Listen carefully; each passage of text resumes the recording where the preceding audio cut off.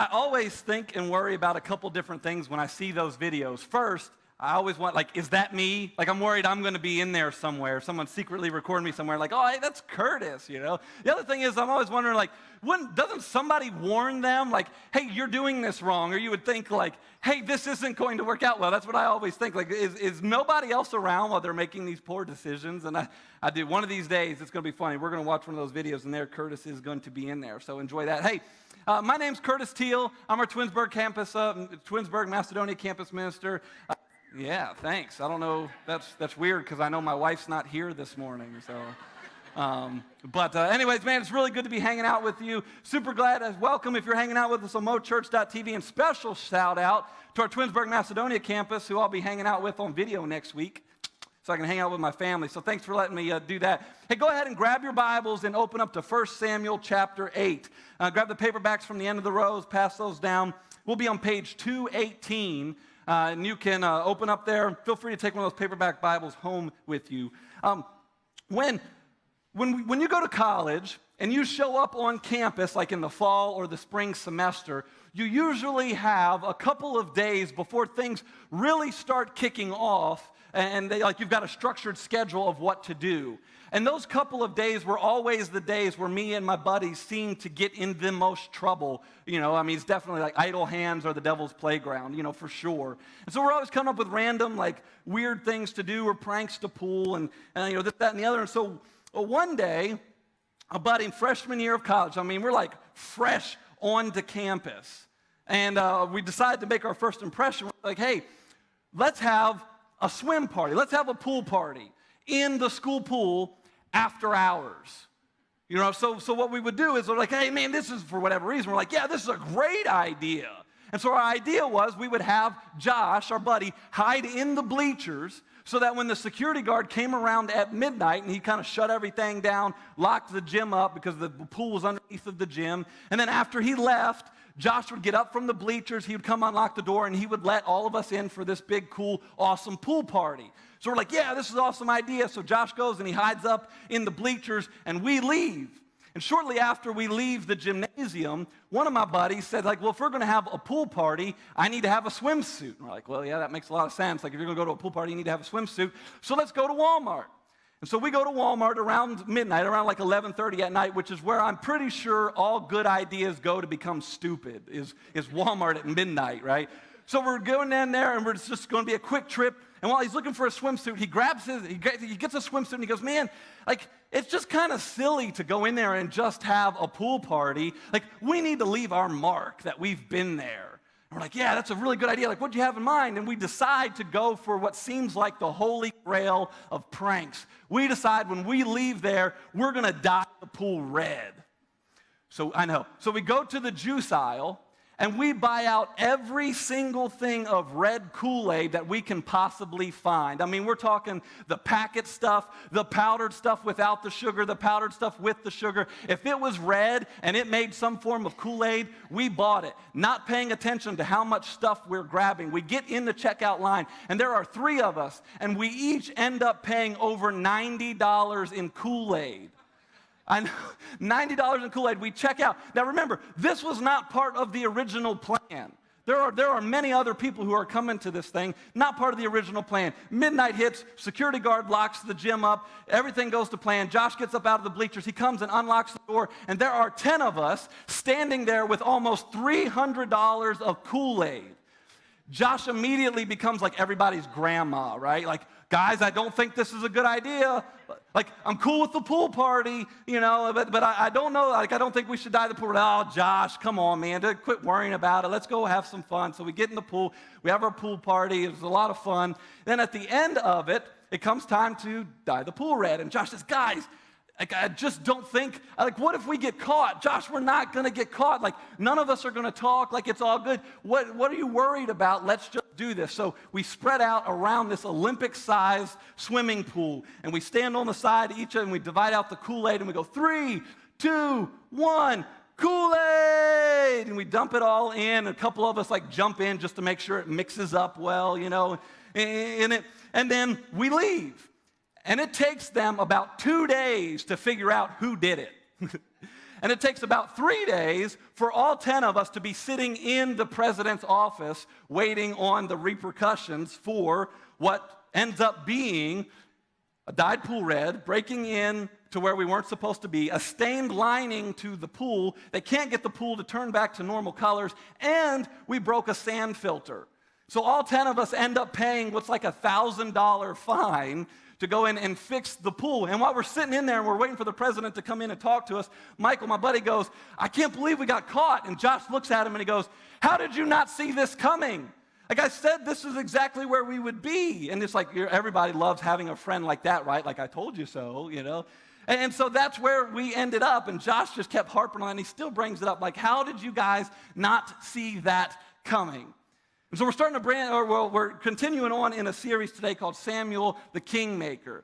And the last couple of weeks, we've looked at a couple of different things. So I just want to recap kind of where we've been. And this story is so fascinating. This story is so good. You've got to go home and read it for yourself. Because we're just kind of touching on some of the highlights. But man, is this story good. So go home, read it for yourself, because we're just going to talk. So where we've been so far, Samuel was a miracle baby. He was born to a lady named Hannah. And Hannah was unable to have children, but she desperately wanted kids. And so she prayed and she prayed and she prayed and she begged God for kids. And eventually God answers that prayer. And she has a baby, and surprise, she names him Samuel. And Samuel, because of all the prayers and everything, Samuel gets dedicated to serve God. And so he goes and he ends up serving in the tabernacle, which is like the precursor to the temple, under a guy named Eli, to eventually become a priest. And last week, Dan Smith, our lead minister, shared with us a story in 1 Samuel 3 about how Samuel begins to hear from God, and that eventually Samuel becomes a great prophet so that he could lead the nation of Israel and tell them what God wants them to do. Now, an important note for the part of the story where we're jumping in today is that Israel as a nation, at this point in time in history, when we're reading this in the Bible, it doesn't function as every other nation that surrounds them functions at that time, meaning that they do not have a physical king leader. They would be what we would call a theocracy. In fact, they operated this time in a way that we don't even understand, because we don't even have like nations that really operate that way, but they're a theocracy, meaning that God calls the shots. And the way that God calls the shots is he reveals to his prophets, to his priests, what Samuel ends up becoming, what he wants the nation of Israel to do, and then Samuel goes and delivers that message to them. So God calls the shots. Everything that a king would provide is provided by God, and he makes it known through his prophets going and delivering a message, which is what Samuel ends up becoming. And so that's where we pick up the story for today. Samuel's become this great prophet of God, and he's letting Israel know what they should and shouldn't be doing. He's trying to lead them that way. And we fast forward many years in Samuel's life, and this is where we pick up 1 Samuel 8, starting in verse 1. It reads like this. When Samuel grew old, fast forward many years, when Samuel grew old, he appointed his sons as Israel's leaders. Verse 2. The name of his firstborn was Joel, and the name of his second was Abijah. And they served at Beersheba. Not necessarily important. Now, this is where kind of the tension of the story comes in. This is the point of our story today. Verse 3. But his sons did not follow his ways. They turned aside after dishonest gain, and they accepted bribes, and perverted justice. Now, it's not out of the ordinary for Samuel in this instance to appoint his sons as the next prophets, as their next leaders. Like that would have been expected for Samuel to hand that off to them specifically. But the difference is Samuel's sons are not godly. They're not godly. They don't go and they listen to God. And so it kind of ends up in this moment of, okay, well, what's going to be next? Like if we're dependent on these guys to tell us what it is that God is telling us to do, and they're dishonest, like how do we know that they're not just going to use this to gain wealth and gain more power for themselves? Thanks. I need a drink. Not that kind of drink, fruits. So the catch is that Samuel's sons are not godly. So, that's what happens next in verse 4. It goes like this. So all the elders of Israel gathered together, and they came to Samuel at Ramah. Verse 5. They said to him, the elders said to Samuel, "You are old, and your sons do not follow your ways. Now appoint a king to lead us, such as all the other nations have." Now what's interesting here is the elders, the one that come and talk to Samuel, the elders are like the wisest leaders, the leaders of all the different villages and all the different little cities that make up the nation of Israel. And so it makes sense that they notice this problem. Samuel, your sons are not like you. And if we're dependent on them to lead us to God, to help let them know what the shots are, like I don't know that we can trust them. And since they're not godly, we want you to do something different. Now, what they failed to realize is this is actually the same pattern that happened when Eli, who Samuel studied under, his sons were not godly. And God still provided a good godly leader in Samuel. So they missed that God, even though it seems like God's not in control, that God was still providing, that God was still working through that situation. And the elders go and they decide to try and take it into their own hands. And so they go to Samuel. "Samuel, your sons aren't godly. So appoint for us a king. Appoint for us a king such as all the other nations have. We want to be just like everyone else." And this distresses Samuel, because Samuel knows that God is their king. Like, you don't want a king, you want God to be your king. Don't cut out God. Like, that's a bad idea. And it displeases him and distresses him so much that Samuel goes, in the next 3 verses, 6 through 9, Samuel goes and he talks to God about it. And he says, "God, man, they're asking me for a king. They're forgetting about the fact that you are the king. What do you want me to do?" And God replies back to Samuel, and it's a really cool little verse in there. God says to Samuel, "Samuel, don't be disheartened, because it's not you that they're rejecting. They're rejecting me." God says they're rejecting me. So, if they want a king, give them a king. God tells Samuel to go and appoint for them a king. But God gives them a little extra, instruction. He says, "All right, but when you go and you appoint for them a king, don't hesitate. Warn them solemnly. Warn them about all the negative things." They're fixated on this one seemingly hopeful, positive thing that they could get. But they're missing all these negative things that are going to come along with it. So when you go and you appoint for them a king, make sure you show them all the negative things that come along with this. And so Samuel goes back to the people, and he does just that. He pulls them all together, and he goes, "Guys, I can appoint for you a king, but trust me, a king is not really what you want. And here's why." In verses 10 through 17, he just lists out reason after reason after reason why they would not want a king. He tells them, it's like, "Man, you don't want a king. A king's going to come, and he's going to take your sons. And not only is the king going to come and he's going to take your sons, but he's going to take your best sons. He's going to take your best sons and make them run in front of his army, run in front of his chariots when he goes out to fight battles while he's sitting back in a tent in safety somewhere. He's going to take your best sons and make them serve his army. He's going to take your other sons and force them to plow his fields and serve him in his temple, in his castle, and whatever it was they were living in. He's going to take your other sons to build weapons and build chariots. He's going to take those things from you. He's going to take your daughters. He's going to take your daughters and make them become beauticians and cooks and bakers and serve in his harem like you don't want a king. He's going to take your fields. He's going to take your best fields from you. He's going to take your best horses, your best donkeys, your best sheep, your best cattle. He's going to take all that from you. And then on top of that, he's going to tax you. You don't want a king. And then at the end of it, I love what he says there, kind of towards the end. At the end of this, he kind of warns the specifics of what's going to come with the king. He says this, and at the end of all of it, all these negative things come with it, and at the end of it all, you yourselves will become his slaves. You don't want a king. In verse 18, he says this. Samuel says to him, warning him one last time, he says, "And when that day comes, when you realize that you yourselves have become his slaves, when that day comes, you will cry out from the king which you have chosen. But the Lord will not answer you in that day." In other words, you think a king is the answer to all your problems. Sorry, It's just not the case. I'm trying to warn you here, it's not going to play out that way. It's just going to end up causing you more problems. But by then, by the time you realize it, it's just going to be too late. The king is there to stay, buddy.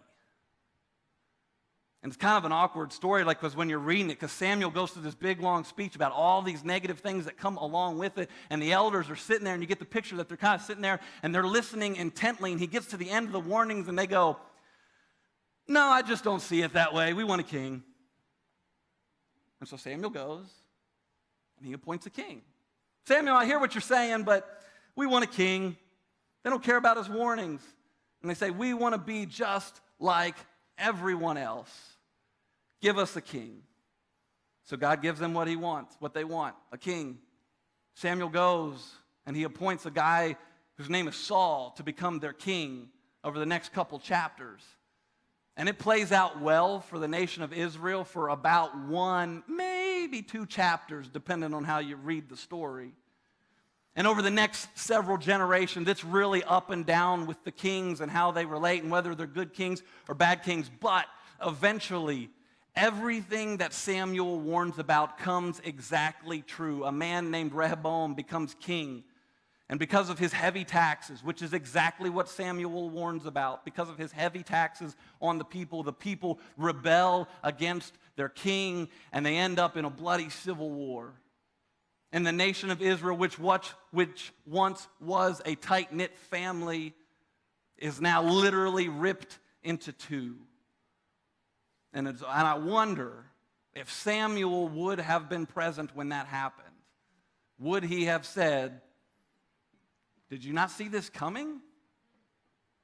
Did you not? I tried to warn you. I tried to tip the hat. I tried to tell you this isn't going to play out the way that you think it will. Didn't you see this coming?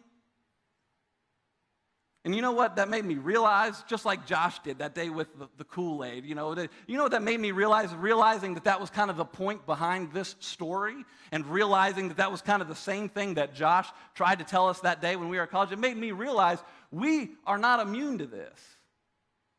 We're not immune to this, right? We've seen this. You've seen other people. You've seen people who you think are really smart, really good, smart, business-savvy people, or just good with people, make poor choices, right? Like, you've seen that.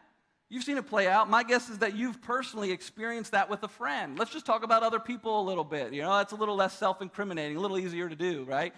You've had someone that you love, or maybe someone that you work with, and you've tried to warn them. You've talked to others trying to warn them. You don't want to keep doing this.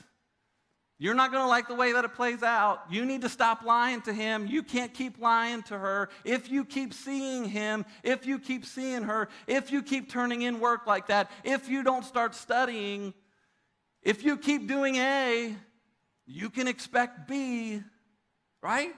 Like, you've experienced that. And then they keep on with it, and it plays out exactly like you said it would.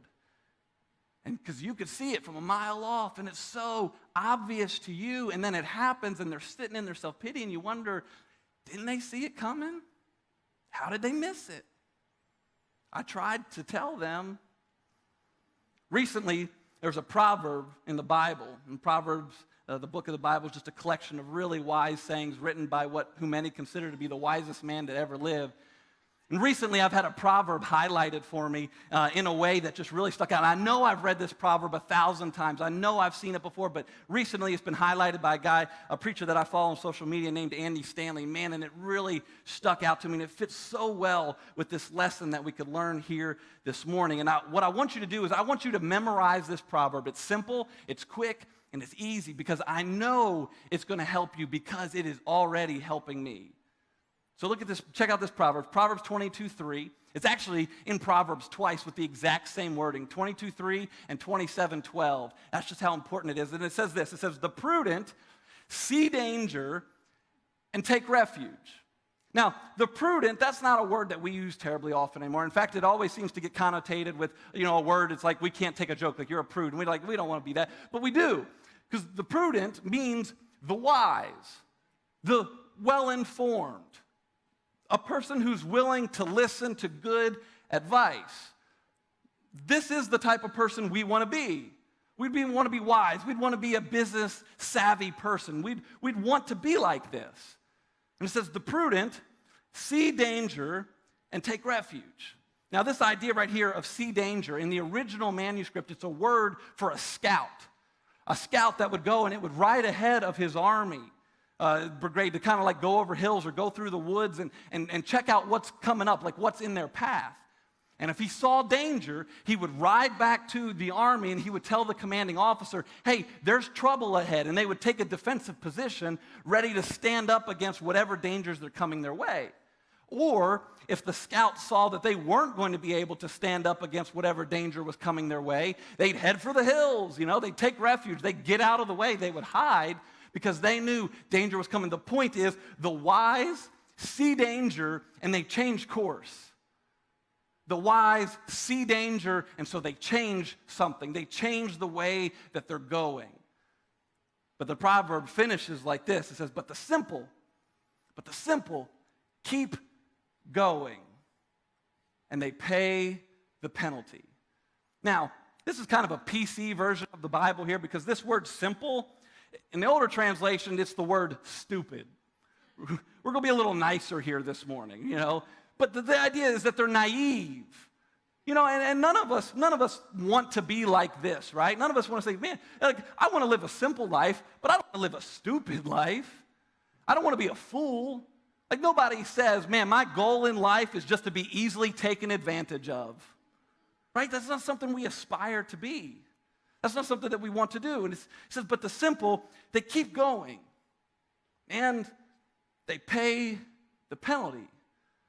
And the idea here is, see, we've got two different people, right? We've got two groups of people here. One set of similar circumstances, two different responses, and two very different outcomes.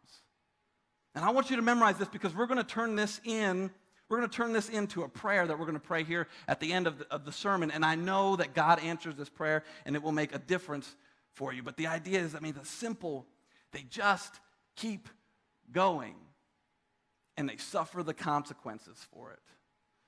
So there's two things I want you to see from this story in 1 Samuel and this proverb. And the first thing that I want you to see is, and you know this isn't going to come as a surprise to you. You know this. You're all adult-ish here. Let's talk about this in a real way. When you make a decision, there is a point of no return. Right? When you make a decision of something in life, there is a point where you can't go back on that decision. Now, growing up, I grew up in the church, part of a student group, and we had the opportunity to go whitewater rafting. By a round of applause, how many of you in here have been whitewater rafting? All right. Yeah. Okay. Well, if you like throwing yourself at the mercy of a river, whitewater rafting is for you. And there's a couple different ways you could go. You could go with a guide. And that's definitely the way that I would recommend to go. Somebody who's been through it before and can kind of help navigate you through it and keep you safe and all that. But in many state parks, anybody with a canoe, a kayak, or a raft could just put into the river and just try and navigate it as they go. And there's a couple in real serious rivers from time to time. You'll see stretched from one side of the river all the way over to the other, like on a tree, like high up in the air. And from that cable, there'll be hung a sign. Or on both sides of the river, there'll be a big sign that's usually white with big red lettering to try and get your attention. Then it usually says something like this: danger, attention, class 4 and 5 rapids ahead, last chance to exit river before the rapids. Or danger, rapids ahead, danger, now is the last chance to get out of here. And the idea is you now have to decide at this moment, am I going to keep going, or am I going to get out of the river, take my canoe, my kayak out of the river, walk around the danger spot, and then get back in the river? And you know where those signs are located? Do you know where these signs are always hung? They are always hung before the dangerous rapids. Before. Not right at the beginning, before. Here, like check this one out. Look, warning, dangerous rapids ahead. Now look at this river. Look how calm that looks. There's like, look, you can see almost clear around the bend. It's like dangerous rapids. Like, I don't see any dangerous rapids. Like, what's the big deal? Let's just keep going. But here's the deal. They're always before. See, there's no immediate need to right now get out of the river. It takes some foresight to say, hey, if you keep going, this is what you're going to face. If you keep going.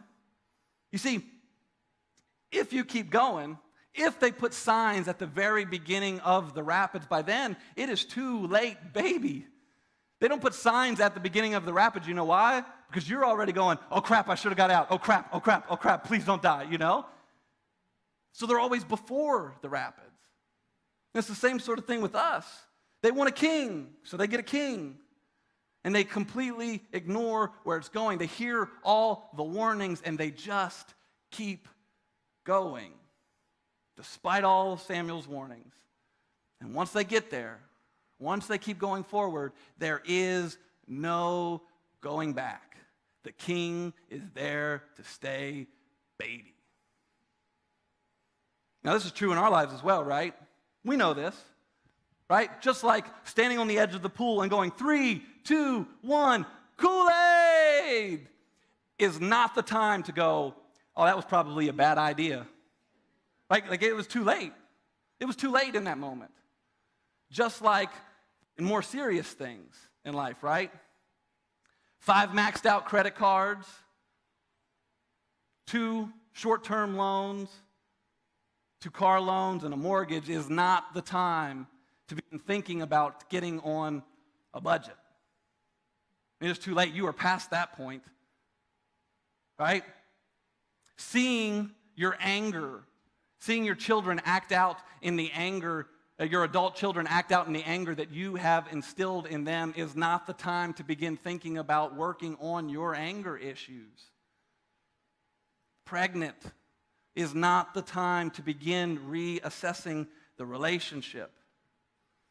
Once you've said those hurtful or those hurting, hateful words behind that person's back is not the time to begin to say, I'm sorry. Once you have actually stepped across that line and you are in an affair is not the time to begin thinking about working on your marriage. And we know once we have stepped across that line that our friends have tried to warn us about and our friends have tried to tell us not to keep going. And we know once we have crossed that point, we've made it more difficult on ourselves. And most of the time, there's not a lot of great and easy options left, right? I'm sorry, I know this isn't like super encouraging this morning. But I'm hoping that maybe seeing the seriousness of it can maybe help us adjust our course, maybe get out of the river before we are too far downstream. But it's also why I think the second thing that we can see from this story is so important. And this is the part I want you to remember. Just because that there is a point of no return does not mean there is a point of no forgiveness. Just because there is a point of no return does not mean that there is a point of no forgiveness. The good news is that in this story, God can and still does use this story in 1 Samuel. So Samuel goes and he anoints this guy Saul, who falls out of being a good king pretty quickly. But God's setting the stage for the next king, a guy whose name is David, who is eventually called a man after God's own heart. And becomes what I think is the greatest king in Israel's history. And we're going to talk about that in a couple weeks. And eventually, through David's family line, through David's lineage, we get a guy many of us have probably heard of, a guy named Jesus, who is the only reason why any of us sitting in here this morning have hope that we are and can be forgiven and begin to right the wrongs where we have stepped too far and gone too far where we cannot turn back.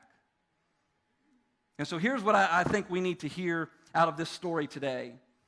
Kind of the bottom line, the thing I want you to go home with is don't compound more bad decisions. Don't keep compounding bad decisions.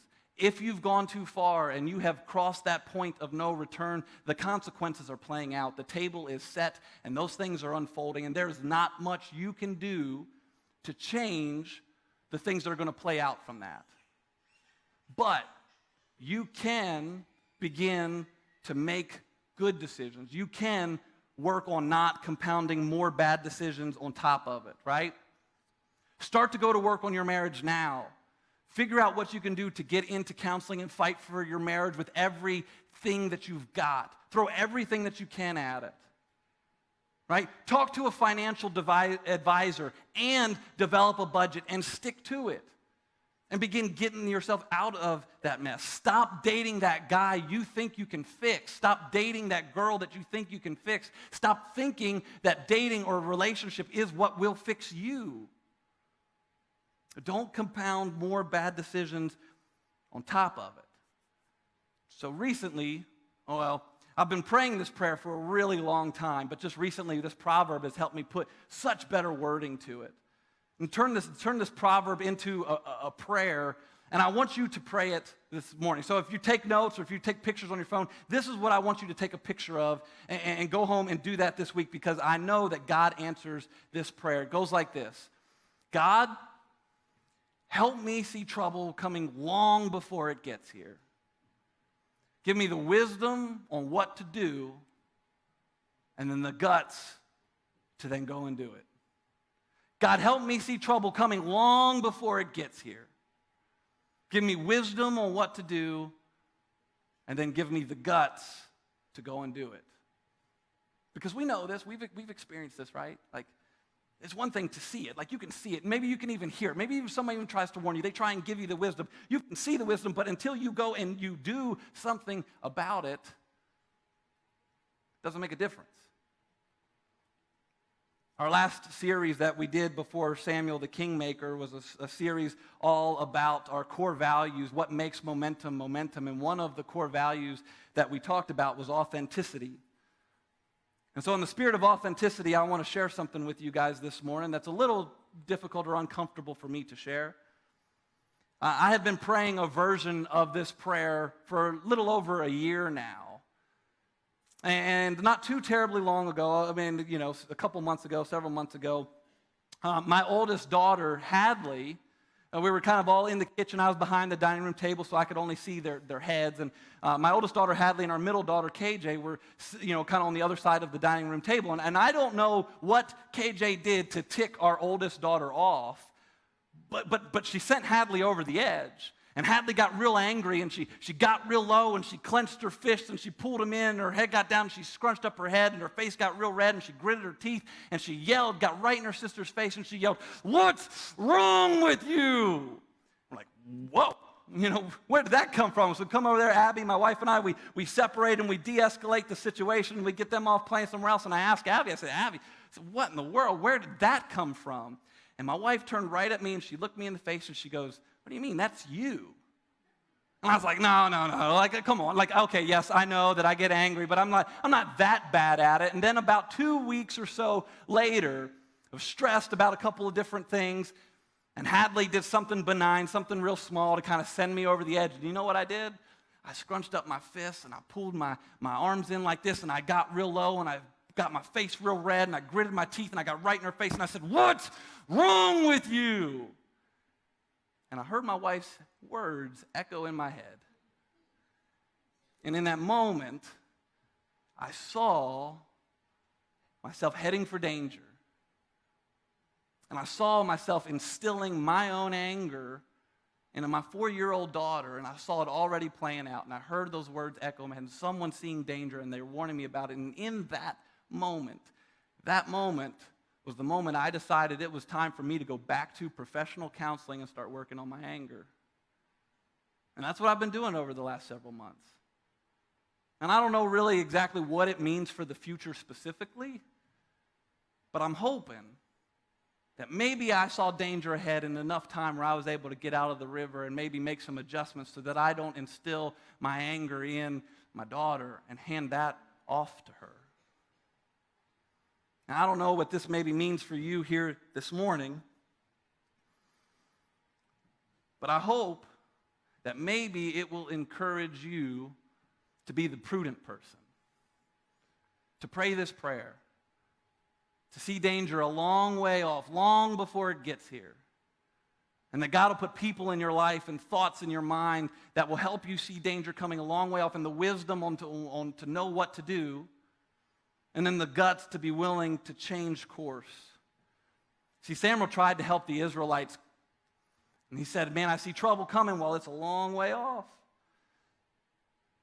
But they just kept going. And they suffered the consequences for it.